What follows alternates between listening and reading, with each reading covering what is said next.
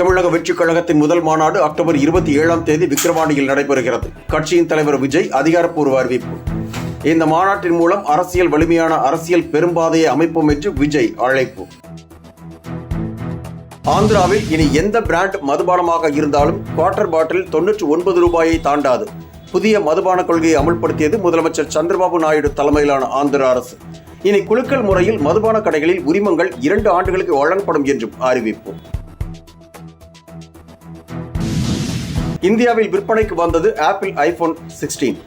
டெல்லி, மும்பை உள்ளிட்ட நகரங்களில் ஆப்பிள் ஸ்டோர்களில் வரிசையில் நின்று போன்களை வாங்கிச் சென்று நூற்றுக்கணக்கான வாடிக்கையாளர்கள்.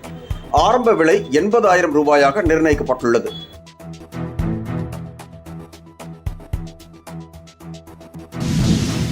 ஸ்டெர்லைட் விவகாரத்தில் குற்றஞ்சாட்டப்பட்ட அதிகாரிக்கு பதவி உயர்வு வழங்கப்படவில்லை. பதவி உயர்வு வழங்கப்பட்ட வருவாய் அலுவலர் கண்ணப்பன் என்பவர் துப்பாக்கி சூடு சம்பவத்தில் குற்றம் சாட்டப்பட்டவர் அல்ல என தூத்துக்குடி மாவட்ட ஆட்சியர் இளம்பகவத் மறுப்பு. சிந்து சமவெளி நாகரிகம் திராவிட நாகரிகம். சிந்து சமவெளி பண்பாடு என்பது திராவிட நாகரிகம் என பிரிட்டன் தொல்லியல் அதிகாரி ஜான் மார்ஷல் 100 ஆண்டுகளுக்கு முன்பாக கண்டுபிடித்து அறிவித்ததை சுட்டிக்காட்டி முதலமைச்சர் மு.க. ஸ்டாலின் எக்ஸ் தளத்தில் பதிவிட்டு பெருமிதம். மீண்டும் உச்சத்தை தொட்டது தங்கத்தின் விலை. சென்னையில் ஆபரண தங்கம் ஒரு சவரனுக்கு 480 ரூபாய் உயர்ந்து 55,080 ரூபாய்க்கு விற்பனை.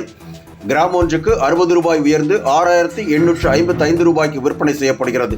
வெள்ளியின் விலை கிராமுக்கு 1.50 காசு உயர்ந்து கிலோ 97,500 ரூபாய்க்கு விற்பனை.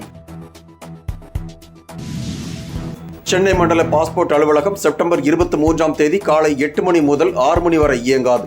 எனவே விண்ணப்பதாரர்கள் அந்த நாளில் பிற இணையதளத்தை பயன்படுத்தும்படி சென்னை மண்டல பாஸ்போர்ட் அலுவலகம் வேண்டுகோள்.